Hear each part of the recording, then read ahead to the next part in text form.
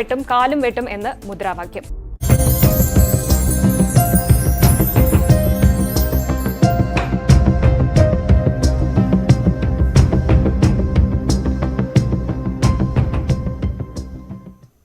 നമസ്കാരം. സകലമാന കേരളത്തിലേക്ക് സ്വാഗതം. പ്രധാന വാർത്തകൾ നോക്കാം. നിയമസഭാ സമ്മേളനം വെട്ടിച്ചുരുക്കി. തീരുമാനം ഉപതെരഞ്ഞെടുപ്പ് ഒരുക്കത്തിന്റെ ഭാഗമായി സമ്മേളനം 15-ന് അവസാനിക്കും.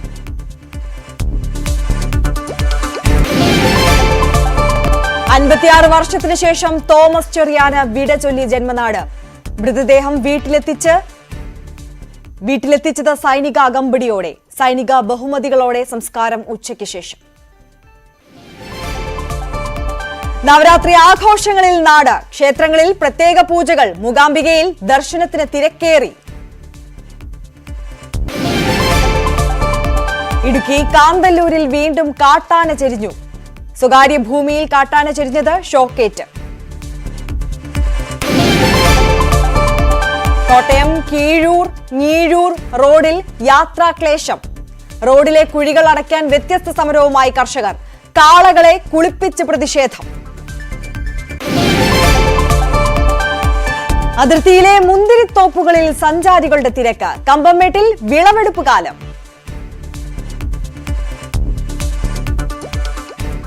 വിശദമായി നോക്കാം.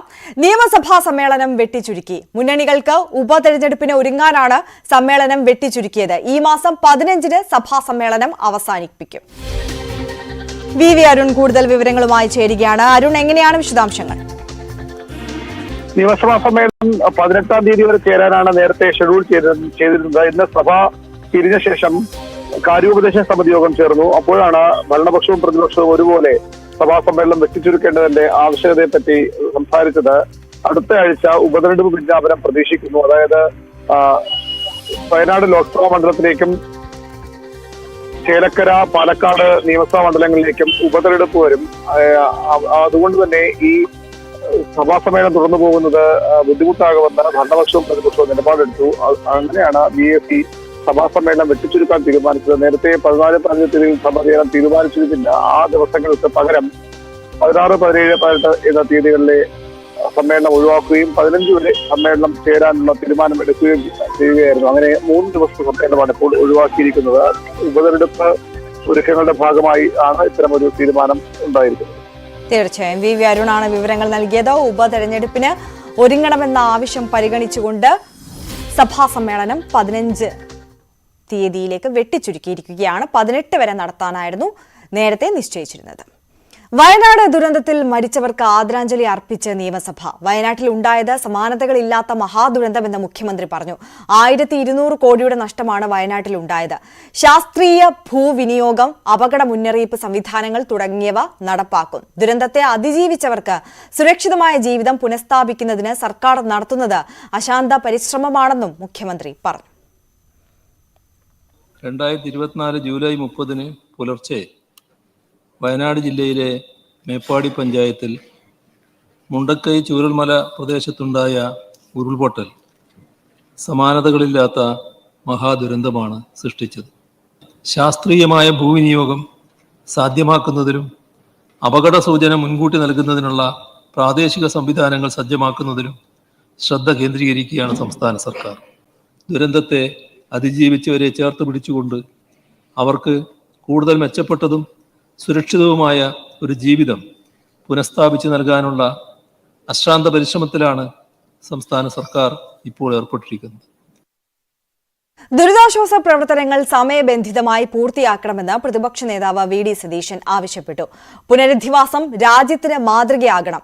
താൽക്കാലിക സഹായം പോലും നൽകാത്ത കേന്ദ്ര നടപടിയെ വിമർശിച്ച സതീശൻ കേരളം ആവശ്യപ്പെടുന്നത് സമഗ്ര പുനരധിവാസ പാക്കേജ് ആണെന്നും വ്യക്തമാക്കി.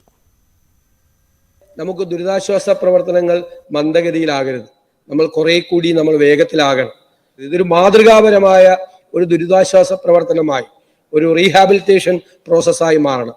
രാജ്യത്തിന് മുഴുവനുള്ള ഏറ്റവും മാതൃകാപരമായ ഒരു പ്രവൃത്തിയായി നമ്മളൊരു കമ്മ്യൂണിറ്റി ലിവിങ്ങിനെ കുറിച്ചും ടൗൺഷിപ്പിനെ കുറിച്ചും ഒക്കെയുള്ള വിശാലമായ ആലോചനകൾ നമ്മുടെ ഭാഗത്തുണ്ട്. എന്നാൽ കേന്ദ്ര സർക്കാരിന്റെ ഭാഗത്ത് നിന്ന് പ്രധാനമന്ത്രിയുടെ സന്ദർശനത്തിന് ശേഷം നമ്മൾ വലിയ ഒരു സഹായം ഉണ്ടാകും എന്ന് പ്രതീക്ഷിച്ചു. ദൗർഭാഗ്യകരമെന്ന് പറയട്ടെ, ഇതുവരെ ഒരു താൽക്കാലികമായ ഒരു അലോക്കേഷൻ പോലും, ഒരു സ്പെഷ്യൽ ഫിനാൻസ് പാക്കേജാണ് നമ്മൾ പ്രതീക്ഷിച്ചത്, താൽക്കാലികമായ ഒരു അലോക്കേഷൻ പോലും നമുക്കുണ്ടായില്ല എന്നുള്ളത് ദൗർഭാഗ്യകരമാണ് എന്ന് പറയാതെ പോകാൻ നമുക്ക് വയ്യ. കേരളത്തിന്റെ ഉണങ്ങാത്ത മുറിവാണ് വയനാടെന്നും ലോകമെങ്ങും വയനാടിനൊപ്പം നിന്നതായും സ്പീക്കർ AN ഷംസീർ അനുശോചിച്ചു. മാധ്യമങ്ങളെയും സ്പീക്കർ വിമർശിച്ചു. ദുരന്ത സമയത്ത് ഒപ്പം നിന്നെങ്കിലും പുനരധിവാസത്തിന്റെ വാർത്ത പ്രാധാന്യത്തോടെ നൽകുന്നില്ല. മുഖ്യധാരാ മാധ്യമങ്ങളിൽ നിന്ന് വാർത്ത അപ്രത്യക്ഷമായെന്നും സ്പീക്കർ കുറ്റപ്പെടുത്തി. കേരളത്തിനുണ്ടായി ഉണങ്ങാത്ത മുറിപ്പാട് നമ്മളെല്ലാം നീറ്റുന്നുണ്ട്. മഴ കനക്കുമ്പോഴെല്ലാം മനം കലക്കുന്ന ഭീതിതമായ ഓർമ്മകൾ ബാക്കിയാക്കുന്ന ഒന്നായി വയനാട് ദുരന്തം. നൂറുകണക്കിന് ജീവനുകളാണ് മണ്ണിനടിയിലായത്. ദുരന്തത്തിന്റെയും രക്ഷാപ്രവർത്തനത്തിന്റെയും വാർത്തകൾ അഭിനന്ദനാർഹമായ രീതിയിലാണ് മാധ്യമങ്ങൾ നൽകിയത്. എന്നാൽ ഊർജിതമായി നടക്കുന്ന പുനരധിവാസ പ്രവർത്തനങ്ങളെ സംബന്ധിച്ച് വിശദാംശങ്ങൾ വേണ്ടത്ര പരിഗണന ലഭിക്കുന്നില്ല എന്നത് യാഥാർത്ഥ്യമാണ്. 1 മാസം തികയുന്നതിന് മുമ്പേ ദുരന്തബാധിതരെ ക്യാമ്പുകളിൽ നിന്ന് വാസസ്ഥലമുണ്ടാക്കി പുനരധിവസിപ്പിച്ചതിന് വലിയ വാർത്തയാവേണ്ട മാതൃകാപരമായ ഒരു കാര്യമായിരുന്നു. വിവിധ കക്ഷി നേതാക്കളും സംസാരിച്ചു. മറ്റു നടപടികളിലേക്ക് കടക്കാതെ സഭ ഇന്നത്തേക്ക് പിരിഞ്ഞു. മറ്റു വാർത്തകളിലേക്ക്. 1968 വിമാനാപകടത്തിൽ മരിച്ച സൈനികൻ തോമസ് ചെറിയാന്റെ മൃതദേഹം ഇലന്തൂരിലെത്തിച്ചു. സൈനിക അകമ്പടിയോടെ വിലാപയാത്രയായി വീട്ടിലെത്തിച്ചു. പൊതുദർശനത്തിന് ശേഷം 2 മണിക്ക് കാരൂർ സെന്റ് പീറ്റേഴ്സ് ഓർത്തഡോക്സ് പള്ളിയിൽ പ്രത്യേകം തയ്യാറാക്കിയ കല്ലറയിൽ സൈനിക ബഹുമതികളോടെ സംസ്കരിക്കും. ശശിനാരായണൻ വിവരങ്ങളുമായി ചേരുകയാണ്. ശശിനാരായണൻ, ധീരജവാന് അന്ത്യാഞ്ജലി അർപ്പിക്കാൻ ഒരുപാട് ആളുകളാണ് അവിടേക്ക് ഒഴുകിയെത്തുന്നത്. നമുക്ക് ദൃശ്യങ്ങളിൽ കാണാൻ സാധിക്കും. അവിടെയുള്ള പൊതുദർശനം അതെങ്ങനെ പുരോഗമിക്കുന്നു? സൈനിക ബഹുമതികളോടെയുള്ള സംസ്കാര ചടങ്ങിന്റെ വിശദാംശങ്ങൾ കൂടി. വിമാനാപകടത്തിൽ മരിച്ച തോമസ് ചെറിയാന്റെ പൊതുദർശന ചടങ്ങുകൾ, ഭൗതിക ശരീരത്തിന്റെ ഉള്ള പൊതുദർശന ചടങ്ങുകൾ വീട്ടിൽ പുരോഗമിക്കുകയാണ്. അല്പസമയത്തിന് തന്നെ വീട്ടിലെ ചടങ്ങുകൾ അവസാനിക്കും. അതിനുള്ള സമാപന പ്രാർത്ഥന ശുശ്രൂഷയാണ് ഇപ്പോൾ നടക്കുന്നത്. അത് കഴിഞ്ഞുകൊണ്ട് തന്നെ വീട്ടിൽ നിന്നും ഭൗതിക ശരീരം സംസ്കരിക്കുന്ന Elanthoor Karoor Saint Peter's Orthodox പള്ളിയിലേക്ക് കൊണ്ടുപോകും. അതിനുള്ള ക്രമീകരണങ്ങളാണ് ഇപ്പോൾ വീട്ടിൽ നടക്കുന്നത്. എന്തായാലും പ്രാർത്ഥനകൾ ഘട്ടത്തിലാണ്.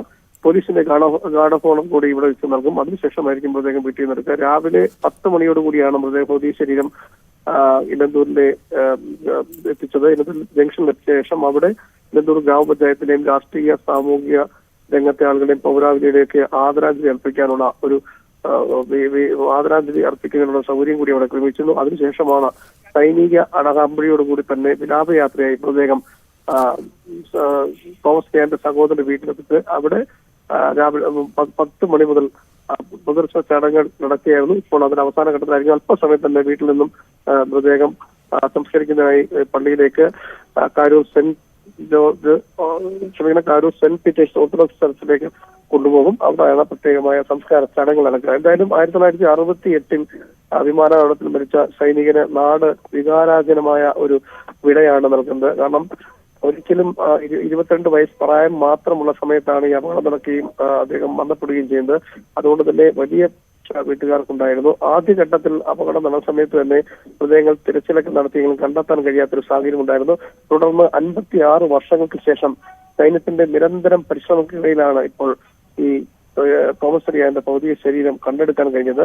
2003 അദ്ദേഹത്തിന് മൃതദേഹം ലഭിച്ച വിവരം വീട്ടുകാർക്ക് ഔദ്യോഗികമായി സേനയിൽ നിന്ന് ലഭിക്കുന്നത്. അതിനുശേഷം കഴിഞ്ഞ ദിവസമാണ് മൃതദേഹം കണ്ടെടുത്തത്. ചണ്ഡീഗഡിൽ നിന്നും ഇന്നലെയാണ് മൃതദേഹം തിരുവനന്തപുരത്ത് എത്തിച്ചത്. അവിടെ നിന്നും സൈനിക ആശുപത്രിയിലെ മോർച്ചറി സൂക്ഷിച്ച മൃതദേഹം സേനാ സൈനികരുടെ നേതൃത്വത്തിൽ തന്നെയാണ് രാവിലെ ഇലന്തൂരിലെ ഗ്രാമത്തിലെത്തിച്ചത്. ഇലന്തൂരിലും ഗ്രാമത്തിലെത്തിച്ച സമയത്ത് തന്നെ വരുന്ന വഴികളിലെല്ലാം ധീരജവാന് അന്ത്യാഞ്ജലി അർപ്പിക്കാൻ ആയിരങ്ങളാണ് കാത്തുനിന്നത്. കാരണം ഒരു നോക്ക് കാണാൻ, അല്ലെങ്കിൽ നേരത്തെ 22 വയസ്സിൽ ഇവിടെ നിന്ന് പോയ ആളാണ്. 56 വയസ്സിന് ശേഷമാണ് ചേവനേറ്റ ശരീരം നാട്ടിലേക്ക് തിരിച്ചെത്തുന്നത്. അതുകൊണ്ട് തന്നെ നാടിന്റെ നാനാ ഭാഗത്തു നിന്നും നിരവധി ആളുകളാണ് രാഷ്ട്രീയ സാമൂഹിക സാംസ്കാരിക രംഗത്തെയും അതുപോലെ തന്നെ നിരവധി സൈനികരും അതുപോലെ തന്നെ വിമുക്ത ഭടന്മാരെ അത്തരത്തിലുള്ള സേനയിൽ സേവനമനുഷ്ഠിച്ചുള്ള ആളുകളെല്ലാം അവസാന നോക്ക് കാണാനും അന്ത്യോപചാരം അർപ്പിക്കാനുമായി ഇലന്തൂരിലെ വീട്ടിലെത്തിയത്.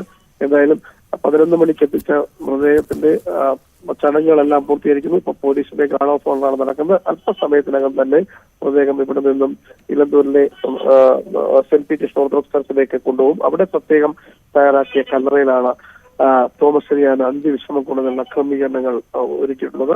അല്പസമയം തന്നെ വീട്ടിലെ ചടങ്ങുകൾ പൂർത്തിയായി ഇപ്പോൾ തന്നെ മൃതദേഹം വീട്ടിൽ നിന്നും കൊണ്ടുപോകാനുള്ള നടപടികൾ ആരംഭിച്ചിരിക്കുന്നു. ആര്യ, തീർച്ചയായും ശശിനാരായണന് ആണ് വിവരങ്ങൾ നൽകിയത്. 56 വർഷം മുമ്പ് നടന്ന വിമാനാപകടത്തിൽ കാണാതായ സൈനികൻ തോമസ് ചെറിയാന്റെ മൃതദേഹമാണ് കഴിഞ്ഞ ദിവസം കണ്ടെടുത്തത്.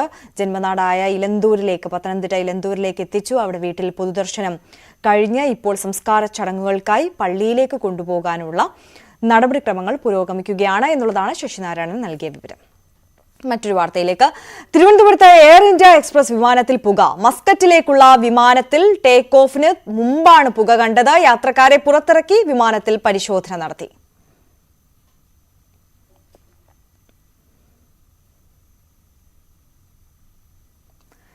തിരുവനന്തപുരം വിഴിഞ്ഞത്ത് അച്ഛനും മകനും തമ്മിലുണ്ടായ വാക്കേറ്റത്തെ തുടർന്നുണ്ടായ കയ്യാങ്കളിയിൽ തറയിൽ വീണ് തലയ്ക്ക് പരിക്കേറ്റ അച്ഛൻ മരിച്ചു.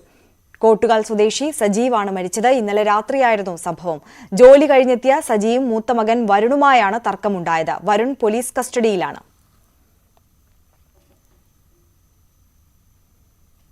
തൃശൂർ കൊരട്ടി തിരുമുടിക്കുന്നിൽ ആന്ധ്ര സ്വദേശിനിയെ വീടിനുള്ളിൽ മരിച്ച നിലയിൽ കണ്ടെത്തിയത് കൊലപാതകമെന്ന നിഗമനം. വീട്ടുടമസ്ഥൻ പോലീസ് കസ്റ്റഡിയിലാണ്. മുന്ന എന്ന 54-കാരിയാണ് മരിച്ചത്. ഉടമയായ പോളി തന്നെയാണ് കൊരട്ടി പോലീസ് സ്റ്റേഷനിലെത്തി മരണവിവരം അറിയിച്ചത്.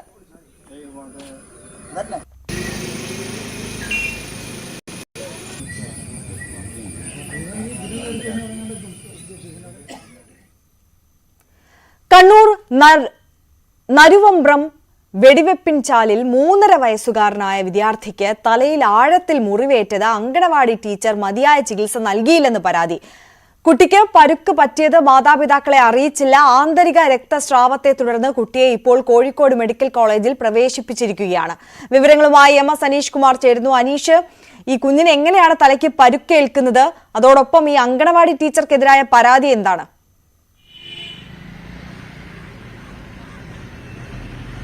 തീർച്ചയായും കുട്ടികൾ സാധാരണ അംഗൻവാടിയിലും മറ്റുമൊക്കെ പോയാൽ കുട്ടികൾക്ക് എന്തെങ്കിലും തരത്തിലുള്ള ശാരീരികമായ ബുദ്ധിമുട്ടുകൾ ഉണ്ടാവുകയോ പരുക്കൾ പറ്റുകയോ ചെയ്താൽ ആദ്യം തന്നെ രക്ഷകർത്താക്കളെ അത് അറിയിക്കുകയാണ് സാധാരണ ഗതിയിൽ ചെയ്യാറ്. എന്നാൽ ഈ സ്ഥലത്ത് കണ്ണൂരിലെ ഈ അംഗൻവാടിയിൽ വീട്ടുകാരെ വിവരം അറിയിച്ചില്ല എന്ന് മാത്രമല്ല, കുട്ടിയുടെ തലയിൽ നല്ല മുറിവാണെന്ന് നമുക്ക് ചിത്രത്തിൽ തന്നെ വ്യക്തമാവും.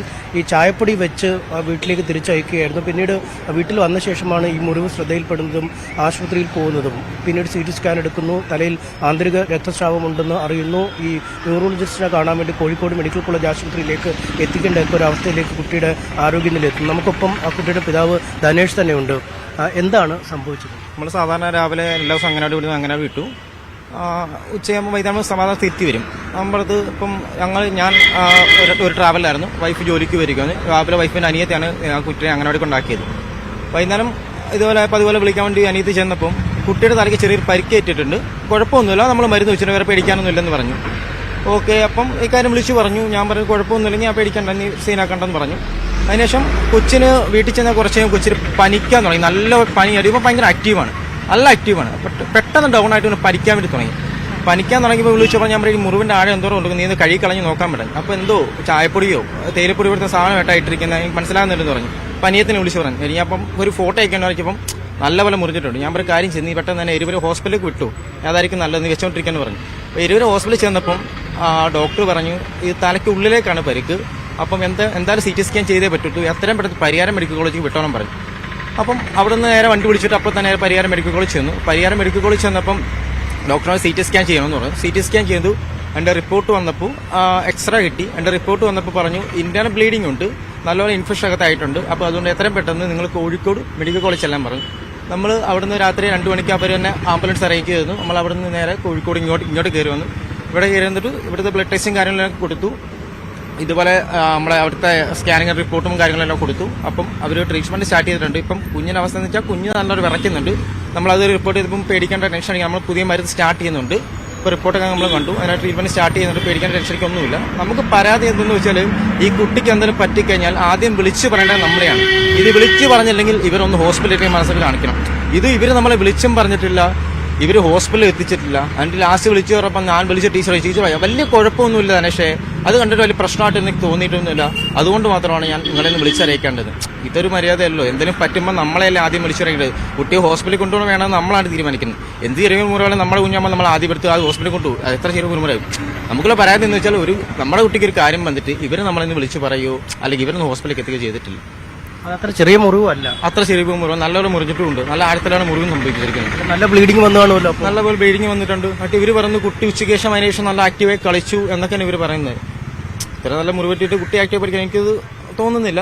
എന്നാലും ഇവർ പറയുന്നത് അതിന് ശേഷം വലിയ കുഴപ്പമൊന്നുമില്ല. ഞാൻ അതുകൊണ്ട് നമ്മൾ നിങ്ങളെന്ന് വിളിച്ചറിയിക്കാൻ ഞാൻ ഇവർ ഹോസ്പിറ്റലിൽ നിന്ന് കൊണ്ടുപോകണ്ട, നമ്മളെന്ന് അറിയിച്ചാൽ മതി. നമ്മൾ കൊണ്ടുപോയാനല്ലോ. ഇവര് നമ്മളെ ആരെയും വിളിച്ച് അറിയിച്ചില്ല. എന്ത് കാര്യമുണ്ടെങ്കിലും ഒരു മീറ്റിങ്ങിന്റെ കാര്യത്തിലാണെങ്കിൽ ഒരു 3-4 വട്ടം നമ്മളെ വിളിച്ച് പറയുന്നതാണ്. അങ്ങനെ ഒരു മീറ്റിംഗ് ഉണ്ട്, വൃത്തിയാക്കേണ്ടി പറയണം, അതിന് പറഞ്ഞ ഇതിന് എല്ലാ കാര്യം നമ്മൾ വിളിച്ച് പറയുന്നതാണ്. ഈ കാര്യം മാത്രം നമ്മുടെ റിപ്പോർട്ട് ചെയ്തിട്ടില്ല. ഇതിപ്പോ ആശുപത്രിയിൽ കൊണ്ടുപോകേണ്ട തരത്തിലുള്ള മുറിവുണ്ട്. അത് നമ്മൾ ഒറ്റ നോട്ടത്തിൽ നമുക്ക് മനസ്സിലാവും. പിന്നെ മനസ്സിലാവും. ഒന്ന് കഴുകി കളഞ്ഞപ്പോൾ തന്നെ മനസ്സിലായി ആഴത്തേക്ക് മുറിവുണ്ടെന്ന്. അതൊന്ന് ജസ്റ്റ് ഒന്ന് പുഷ് ചെയ്തപ്പോൾ തന്നെ മനസ്സിലായി ഉള്ളിലേക്ക് നല്ലൊരു മുറിവുണ്ട്. എന്തായാലും ഒന്ന് ഡ്രസ് ചെയ്യണ മുറിവ് തന്നെ ഉണ്ട്. അത് ഇവർ ചെയ്യുന്ന പോലെ ചായപ്പൊടി പരട്ടിയിട്ടോ ഈ തേയിലപ്പൊടി പരട്ടിയിട്ടോ കാര്യമല്ല. കൊച്ചു കുഞ്ഞാണ്. ഉള്ളിലേക്ക് വല്ലതും പറ്റിക്കഴിഞ്ഞാൽ ഈ കുട്ടിക്ക് എന്തെങ്കിലും പറ്റിക്കഴിഞ്ഞാൽ ഇവർ സമാനം പറയൂ. എന്ത് ചെയ്യും? ഞങ്ങളിപ്പോൾ എന്ത് ചെയ്യും? അല്ല, അതിനേക്കാൾ അപകടകരമാണ് ഒരു ബീറ്റാഡിൻ പോലും പരട്ടാതെ ചായപ്പൊടിയോ അല്ലെ അത്തരം അത് ഒന്നും ഇവര് എന്തായാലും പെരട്ടിക്കോട്ടെ. ഒന്ന് ജസ്റ്റ് ഒന്ന് ആ മുറിവൊന്ന് ഉണങ്ങാനായിട്ട് ടെസ്റ്റ് ഒന്ന് പെരട്ടിയിട്ട് അതുപോലെ കുട്ടിയൊന്ന് വീണിട്ടുണ്ട്, നമ്മൾ ജസ്റ്റ് വെട്ടാനും വിട്ടിട്ടുണ്ട്, നിങ്ങൾ വന്ന് അല്ലെങ്കിൽ ഒന്ന് ഹോസ്പിറ്റലിലേക്ക് എത്തിക്കുക. ഒന്നുമില്ല സാറേ, വീട്ടിൽ നിന്ന് അങ്ങനെ 100 മീറ്റർ മാറിയിട്ട് വീട്. ഫോൺ നമ്പറല്ലേ പോട്ടെന്ന് ചോദിക്കുക. ഫോൺ നമ്പർ ഉള്ളതാണ്. ഇല്ലെങ്കിൽ അതിന്റെ എക്സ്ക്യൂസ് ആണെങ്കിൽ 100 മീറ്റർ നടന്നാൽ നമ്മുടെ വീട്ടിലേക്ക് എത്തും. നമ്മളെല്ലാവരും അറിയാമെന്നല്ല, ആരെങ്കിലും അറിയിച്ചാൽ ഞങ്ങളുടെ വീട്ടിലേക്ക് ഓടി വരും. അത്രയും ദൂരമുള്ളൂ ഈ അംഗനവാടി. ഈ പറഞ്ഞ ഞങ്ങളുടെ വീട് വിട്ട് ഇവരതൊന്നും ചെയ്തില്ല. നമുക്ക് അതിനൊരു പരാതിയുള്ളൂ. ഇതിനെതിരെ പരാതിപ്പെടാൻ തന്നെയാണോ? തീർച്ചയായിട്ടും കുട്ടികളുടെ ഒരു സുരക്ഷ ഈ അല്ലെ ഇത് ഇങ്ങനത്തെ സുരക്ഷയാണ് നമ്മൾ എങ്ങനെ വിശ്വസിച്ച് അങ്ങനെ പിന്നെ അവരുടെ പിള്ളേരെ ഇതിപ്പം ഇവിടെ അങ്ങോട്ട് തീരെ പറയാൻ പറ്റും നമുക്കിപ്പം. ഇത് നടന്നുകൊണ്ടിരിക്കുന്നതല്ലേ ഉള്ളൂ. ഇപ്പോഴും അങ്ങനെ കുഞ്ഞുങ്ങളെ വിറച്ചുകൊണ്ടിരിക്കുന്നത്. 3 വയസ്സായിട്ടുള്ളൂ കുഞ്ഞിന്. ഇന്നലെ മുതൽ വലിയ പനിയാണ്, നല്ല പനിയാണ്, ചുട്ടുകൊള്ളുന്ന പനിയാണ്. ഇപ്പോഴും വിറച്ചുകൊണ്ടിരിക്കുകയാണ് അവരിപ്പം. ആന്തരിക രക്തസ്രാവം എന്നൊക്കെ പറയുമ്പോൾ അകത്തേക്ക് ഒരു ബ്ലീഡിംഗ് പ്രശ്നമുണ്ട്. പരിയാരം മെഡിക്കൽ കോളേജ് അവർ ഇങ്ങോട്ട് പെട്ടെന്ന് വരണമെങ്കിൽ അന്ന് മനസ്സിലാക്കല്ലോ. ഇത് മുന്നോട്ട് പോകാൻ തന്നെ തീരുമാനിച്ചിട്ട് ഇതാണ് അവസ്ഥ. കാരണം ഒരു കൊച്ചുകുട്ടിയാണ്, 3.5 വയസ്സുള്ള കുട്ടിയാണ്. ഈ അംഗൻവാടിയിൽ പോയാൽ പിന്നീട് അവിടുത്തെ സുരക്ഷാ കാര്യങ്ങളൊക്കെ ചെയ്യേണ്ടത് അംഗൻവാടി ജീവനക്കാരാണ്. കുട്ടികൾക്ക് എന്തെങ്കിലും പരിക്ക് പറ്റുകയോ അസുഖം ഉണ്ടാവുകയോ ചെയ്താൽ അല്ലെങ്കിൽ ഇത്രയധികം രക്തസ്രാവം ഉണ്ടാകുമ്പോൾ തീർച്ചയായും ഒരു ആശുപത്രിയിൽ എത്തിക്കേണ്ടതാണ്. ആശുപത്രിയിൽ എത്തിച്ചില്ലെങ്കിൽ ഫസ്റ്റ് എയ്ഡ് പോലുള്ള എന്തെങ്കിലും കാര്യങ്ങൾ നൽകേണ്ടതാണ്. ഈ പരിഷ്കൃതമല്ലാത്ത രീതിയിലുള്ള ചായപ്പൊടി ഉപയോഗിക്കുക, കാപ്പിപ്പൊടി ഉപയോഗിക്കുക. നമുക്ക് ആ മുറിവ് തന്നെ കാണാം. അത്രയും മുറിവിനകത്തേക്ക് ഈ പൊടി ഇട്ടിരിക്കുകയായിരുന്നു. പിന്നീട് കുടുംബത്തിലെത്തി വീട്ടിൽ എത്തിച്ചു കഴിഞ്ഞാണ് ആ പൊടി അവർ കഴുകി മാറ്റുകയും പിന്നീട് ആശുപത്രിയിൽ കൊണ്ടുപോകുകയൊക്കെ ചെയ്ത് കുട്ടിക്ക് ആന്തരിക രക്തസ്രാവം ഉണ്ട് എന്നാണ് പരിയാരം മെഡിക്കൽ കോളേജിൽ നിന്ന് പറയുകയും CT സ്കാനിൽ അക്കാര്യം തെളിയുകയും ചെയ്തു.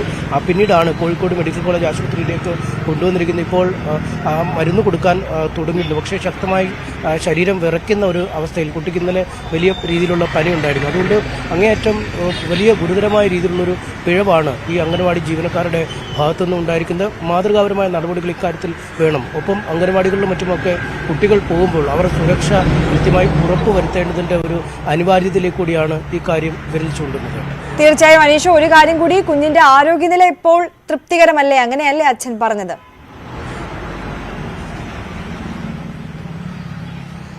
കുട്ടിയുടെ ആരോഗ്യം ഇപ്പോൾ എങ്ങനെയുണ്ടെന്നാണ് ഡോക്ടർമാർ പറഞ്ഞിരിക്കുന്നത്? ഡോക്ടർമാർ പുതിയ ട്രീറ്റ്മെന്റ് സ്റ്റാർട്ട് ചെയ്തിട്ടുണ്ടെന്ന് പറഞ്ഞു. ഇപ്പോൾ കുട്ടിയുടെ കറക്കുന്ന കാര്യം നമ്മൾ റിപ്പോർട്ട് ചെയ്തപ്പം പേടിക്കാനൊന്നുമില്ല. ഇപ്പം പുതിയ ട്രീറ്റ്മെന്റ് സ്റ്റാർട്ട് ചെയ്തിട്ടുണ്ട്. ടെൻഷൻ ആണെന്ന് പറഞ്ഞു. ഇന്നലെ നല്ല പനിയായിരുന്നു. ഇന്നലെ ഇപ്പോഴും പനിയാണ്. ഇപ്പോഴും പനി മാറിയിട്ടില്ല. പനി മാറിയിട്ടാണ്. ചൂട് അവൻ നല്ല ആക്റ്റീവ്. ഇപ്പം ഒന്നും മിണ്ടത്തില്ല. ഇപ്പം പേര് ചോദിച്ചിട്ട് ഒരു പേര് പറയുന്നില്ല. ഇപ്പം എന്തെങ്കിലും ഇപ്പം ഇന്നലെ പോലെ അവനൊന്നും കഴിക്കാൻ പറ്റിയിട്ടില്ല. ഇതുവരെ ഒന്നും കഴിക്കാൻ പറ്റില്ല. ഇപ്പം ഭയങ്കര പറഞ്ഞാൽ നമ്മുടെ ഡോക്ടർ എന്തെങ്കിലും കൊടുത്തോളൂ, നീ അത് കാര്യം ചെയ്യാം, എന്തെങ്കിലും തെളിഞ്ഞ വെള്ളം എന്തെങ്കിലും ഒന്ന് കൂടുതലൊന്നും കൊടുക്കണ്ടെന്ന് പറഞ്ഞ് ഇപ്പം ഞാൻ ഒരു കരിക്ക് വാങ്ങിച്ചിട്ട് ഒരു ശകലം കൊടുത്തു. അതും കുടിക്കുന്നൊന്നുമില്ല. കുറച്ച് കുടിച്ചിട്ട് മാറി. അല്ലെങ്കിൽ ഭക്ഷണം കഴിക്കാൻ ബുദ്ധിമുട്ടല്ലേ? ഭക്ഷണം കഴിക്കാൻ ബുദ്ധിമുട്ട്. അല്ലെങ്കിൽ ക്ഷീണത്തോളം പറയാൻ കിടക്കുവാണ്. ഇതാണ് കുട്ടിയുടെ ആരോഗ്യനില. നല്ല അവശനാണ് കുട്ടി. ഈ ഭക്ഷണം കാര്യമായി കഴിക്കുന്നില്ല. കടുത്ത പനി ഉണ്ടായിരുന്നു. ശരീരം മൊത്തം വിറയ്ക്കുന്ന ഒരവസ്ഥയിലാണ്. പക്ഷേ മരുന്നുകൾക്ക് കൊടുക്കാം, കാര്യം ഭേദമാക്കാം എന്ന് തന്നെയാണ് പറയുന്നത്. നമുക്കറിയാം, മുറിവുകൾ ഉണ്ടാക്കുമ്പോൾ പ്രാഥമിക ഘട്ടത്തിൽ തന്നെ മതിയായ ചികിത്സ നൽകിയില്ലെങ്കിൽ മുറിവുകളൊക്കെ വഷളാവുന്ന ഒരു സാഹചര്യം. ഈ തേയിലപ്പൊടിയും കാപ്പിപ്പൊടിയൊക്കെ വെച്ച് തലയുടെ ഒരു ഓട്ട അടയ്ക്കുന്ന പോലുള്ള കാര്യങ്ങളൊന്നും ഒരിക്കലും ഒരു കുട്ടിയോട് 3.5 വയസ്സുള്ള കുട്ടിയോട് ചെയ്യാൻ പാടില്ലാത്തതാണ്. അങ്ങേയറ്റം അപരിഷ്കൃതമായ രീതിയിലുള്ള ഒരു പ്രാഥമിക ചികിത്സയാണ് നൽകിയത്. എന്തായാലും അത് തന്നെയാവും ഈ കുട്ടിയുടെ ഇപ്പോൾ ആരോഗ്യനില ഈ പരുവത്തിലാക്കാനുള്ള കാരണമെന്നും നമുക്ക് മനസ്സിലാക്കാൻ കഴിയുന്നു. ആ സമയം തന്നെ ഒരു ആശുപത്രിയിലേക്ക് കൊണ്ടുപോവുകയോ മതിയായ ചികിത്സ നൽകുകയോ ചെയ്തിരുന്നെങ്കിൽ കുറച്ചുകൂടി കാര്യങ്ങൾ മെച്ചപ്പെട്ടതിനെ. തൊട്ടടുത്തുള്ള വീട്ടുകാരെയെങ്കിലും ഒരു ഫോൺ കോളിൽ വിവരം അറിയിച്ചതെങ്കിൽ അവരെങ്കിലും ആശുപത്രിയിൽ കൊണ്ടുപോകുമായിരുന്നു എന്നാണ് കുടുംബം പറയുന്നത്. തീർച്ചയായും സനീഷ് കുമാറാണ് വിവരങ്ങൾ നൽകിയത്. എന്തായാലും തീർത്തും ഗുരുതരമായ അനാസ്ഥയാണ് അംഗനവാടി ടീച്ചറിന്റെ ഭാഗത്തു നിന്ന് ഉണ്ടായിട്ടുള്ളത്. ഒരു 3.5 വയസ്സുകാരുടെ ജീവൻ വെച്ചാണ് ടീച്ചർ പന്താടിയത് എന്നുള്ളത് ഉറപ്പിച്ചു പറയാൻ കഴിയും. ആ കുഞ്ഞിന് ഗുരുതരമായ തലയ്ക്ക് പരിക്കേറ്റതിനു ശേഷം ആ വീട്ടുകാരെ അറിയിച്ചില്ല എന്ന് മാത്രമല്ല, തീർത്തും അശാസ്ത്രീയമായ രീതിയിൽ തേയിലപ്പൊടി ഇത്തരത്തിൽ ആ മുറിവിലേക്ക് വാരിയിടുന്ന ഒരു സാഹചര്യം പോലും ഉണ്ടായി എന്നുള്ളതാണ്. എന്തായാലും കുഞ്ഞ് ആരോഗ്യപരമായി മെച്ചപ്പെട്ടു വരുന്നു എന്നുള്ളത് ആശ്വാസകരമായ കാര്യമാണ്. മടങ്ങിയെത്താം ഇടവേളയ്ക്ക് ശേഷം.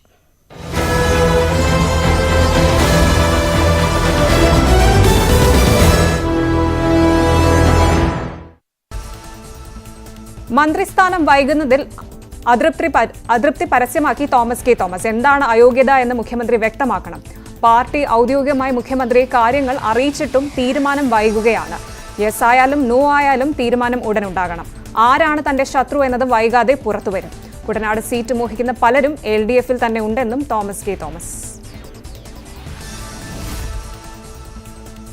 അർജുന്റെ കുടുംബത്തിന് നേരെയുള്ള സൈബർ ആക്രമണത്തിൽ ലോറി ഉടമ മനാഫിനെ പ്രതി ചേർത്ത് കേസ്. കുടുംബം നൽകിയ പരാതിയിലാണ് നടപടി. സൈബർ വിംഗ് വിശദമായി പരിശോധന നടത്തും. തൃശൂർ പൂരം അലങ്കോലപ്പെട്ടത് ഉൾപ്പെടെ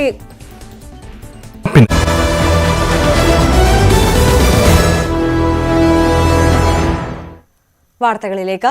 മൂന്നാറിൽ ടോൾ പ്ലാസ പ്രവർത്തനം ആരംഭിച്ചു. രാവിലെ പോലീസിന്റെ സഹായത്തോടെയാണ് ടോൾ പ്ലാസ പ്രവർത്തനം ആരംഭിച്ചത്. ഇടുക്കി ജില്ലയിലെ ആദ്യ ടോൾ പ്ലാസയാണിത്.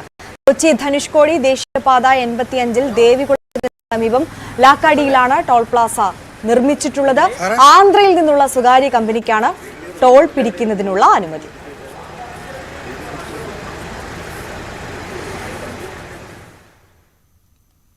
ഇടുക്കി കാന്തല്ലൂരിൽ വീണ്ടും കാട്ടാന ചെരിഞ്ഞു.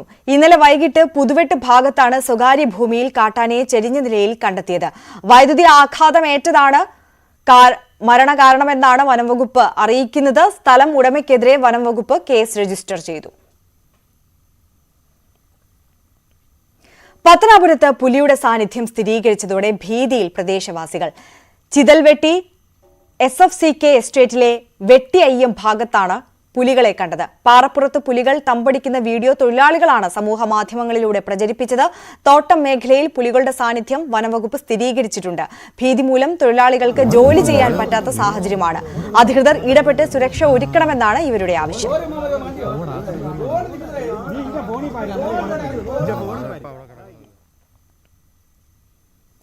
തിരുവനന്തപുരം ജില്ലയിൽ 322 ഗുണഭോക്താക്കൾക്ക് പട്ടയങ്ങൾ വിതരണം ചെയ്തു. നെയ്യാറ്റിൻകര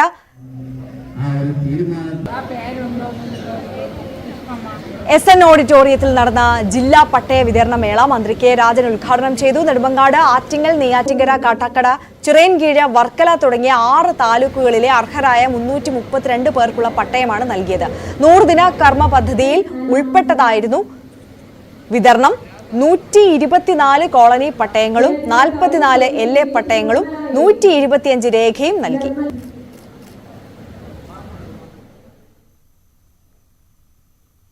കൊല്ലൂർ മൂകാംബിക ക്ഷേത്രത്തിൽ നവരാത്രി ആഘോഷങ്ങൾക്ക് തുടക്കമായി. മഹാനവമി നാളിലെ ദേവിയുടെ പുഷ്പരഥോത്സവം രാത്രി 9:30 നടക്കും. നവരാത്രി ആരംഭത്തിൽ തന്നെ കൊല്ലൂരിൽ ദർശനത്തിനായി തിരക്കേറിക്കഴിഞ്ഞു. സ്തംഭഗണപതി പൂജയും ശ്രീകോവിലിൽ ശങ്കരപീഠത്തിൽ നവാക്ഷരി കലശവും സ്ഥാപിച്ചതോടെയാണ് കൊല്ലൂരിലെ നവരാത്രി ആഘോഷങ്ങൾക്ക് തുടക്കമായത്. വിജയദശമി ദിനം വരെയുള്ള ദിവസങ്ങളിൽ മലയാളികളായ ഭക്തലക്ഷങ്ങൾ ദേവീ ദർശനം തേടിയെത്തും. മുഖ്യ അർച്ചകൻ സുബ്രഹ്മണ്യ അടികയുടെ കാർമ്മികത്വത്തിലാണ് ചടങ്ങുകൾ നടക്കുന്നത്. മഹാനവമി ദിവസമായ ഒക്ടോബർ 11 വെള്ളിയാഴ്ച രാവിലെ 11:30 മണിക്ക് ചണ്ഡികായ യാഗവും തുടർന്ന് രാത്രി 9:30 ഋഷഭ ലഗ്നത്തിൽ ദേവിയുടെ പുഷ്പരഥോത്സവവും നടക്കും. മഹാകാളി, മഹാലക്ഷ്മി, മഹാസരസ്വതി ചൈതന്യങ്ങളുടെ സമ്മേളിത ഭാവമാണ് മൂകാംബികാമ്മ. വിജയദശമി ദിനമായ ശനിയാഴ്ച പുലർച്ചെ 4 മണി മുതൽ വിദ്യാരംഭ ചടങ്ങുകൾ ആരംഭിക്കും. റോഡിലെ കുഴികൾ അടയ്ക്കാൻ വ്യത്യസ്ത സമരവുമായി കർഷകർ. കുഴിയിൽ നിന്നും വെള്ളമെടുത്ത് കാളകളെ കുളിപ്പിച്ചാണ് പ്രതിഷേധം. സ്ഥിരം അപകടം നടക്കുന്ന കോട്ടയം കീഴൂർ ഞീഴൂർ റോഡിലാണ് പ്രതിഷേധം നടന്നത്.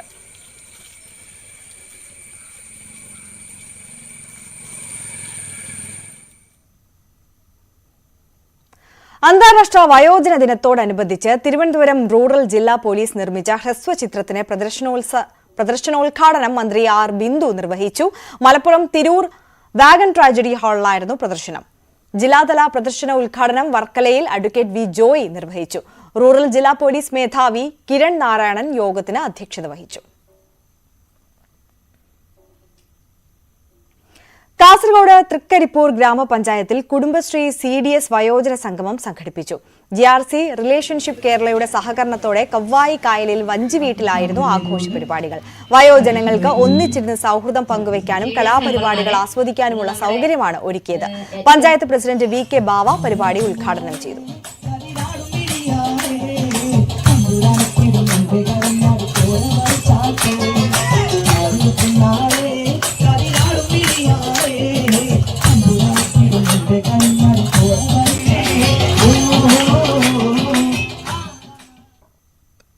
ദീർഘകാലമായി തകർന്നു കിടന്നിരുന്ന ഷൊർണൂർ-തൃശൂർ ബൈപ്പാസ് റോഡിന്റെ ടാറിംഗ് പ്രവൃത്തികൾ ആരംഭിച്ചു.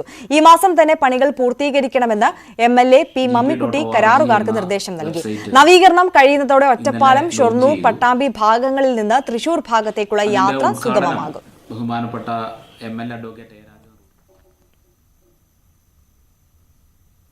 മലബാർ ഗ്രൂപ്പിന്റെ CSR പദ്ധതിയുടെ ഭാഗമായി 21,000 പെൺകുട്ടികൾക്കായി നടപ്പാക്കുന്ന വിദ്യാഭ്യാസ സ്കോളർഷിപ്പിന്റെ ഉദ്ഘാടനം മുംബൈ ഭാരത് ഡയമണ്ട് ബോഴ്സിൽ നടന്ന ചടങ്ങിൽ കേന്ദ്രമന്ത്രി പീയൂഷ് ഗോയൽ നിർവഹിച്ചു. Malabar group chairman MP Ahmed, vice chairman KP Abdul Salam, Malabar group India operations managing director O Asher, group executive director AK Nishad, Mahendra brothers director Shaunak Parikh എന്നിവർ പങ്കെടുത്തു. Malabar gold hunger free world പദ്ധതി പ്രകാരം ഇന്ത്യയിലെ 16 സംസ്ഥാനങ്ങളിലെ 80 നഗരങ്ങളിലായി ദിനം പ്രതി 50,000 പേർക്ക് ഭക്ഷണപ്പൊതികൾ വിതരണം ചെയ്യുന്നുണ്ട്. നിർധനരും അഗതികളുമായ സ്ത്രീകളെ സൗജന്യമായി സംരക്ഷിക്കുന്നതിന് ഗ്രാൻഡ്മാ ഹോം പദ്ധതിയും മലബാർ ഗ്രൂപ്പ് ആരംഭിച്ചു. ബംഗളൂരുവിലും ഹൈദരാബാദിലുമായാണ് ഇപ്പോൾ ഗ്രാൻഡ്മാ ഹോം ഉള്ളത്.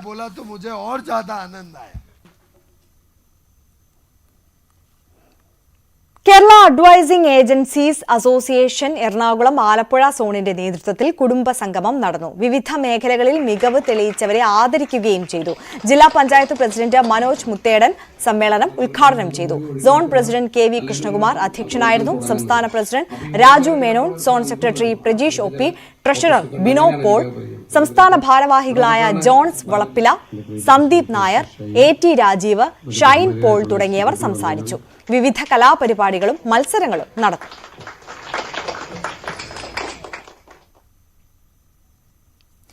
മലയാളികളുടെ ഇഷ്ട കേന്ദ്രമായി മാറുകയാണ് തമിഴ്നാട് അതിർത്തി ഗ്രാമങ്ങളിലെ മുന്തിരിത്തോപ്പുകൾ. ഇടുക്കിയുടെ കാഴ്ചകൾ തേടിയെത്തുന്ന സഞ്ചാരികൾ മുന്തിരിപ്പാടവും സന്ദർശിച്ചാണ് മടങ്ങുക. ഈ റിപ്പോർട്ടോടുകൂടി സകലമാന കേരളം പൂർണ്ണമാകുന്നു. നമസ്കാരം. കേരളത്തിൽ അവധിയാണെങ്കിൽ ആഘോഷങ്ങൾ തുടങ്ങുന്നത് ഇന്ന് തമിഴ്നാട്ടിലാണ്. കമ്പത്തെ മുന്തിരിപ്പാടങ്ങൾ. ഓരോ അവധിക്കാലത്തും വലിയ തോതിലാണ് മലയാളികൾ ഈ മുന്തിരിത്തോട്ടങ്ങൾ കാണുവാൻ എത്തുന്നത്. ഇത്തവണ ഓണക്കാലത്തും വലിയ തോതിൽ സഞ്ചാരികൾ ഈ മുന്തിരിപ്പാടങ്ങൾ കാണുവാനെത്തി. നിലവിൽ അവധി ആഘോഷം കഴിഞ്ഞെങ്കിലും സഞ്ചാരികൾ ഇപ്പോഴും എത്തുന്നുണ്ട്. ഈ കാഴ്ചകളിലേക്ക് നമുക്ക് പോകാം.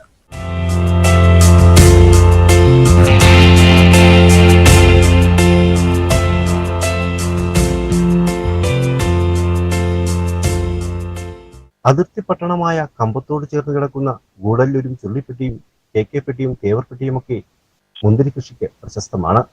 കിലോമീറ്ററുകളോളം ദൂരത്തിൽ പന്തൽ വിരിച്ചു നിർത്തിയിരിക്കുന്ന മുന്തിരിത്തോപ്പുകളുടെ കാഴ്ചയാണ് എങ്ങും.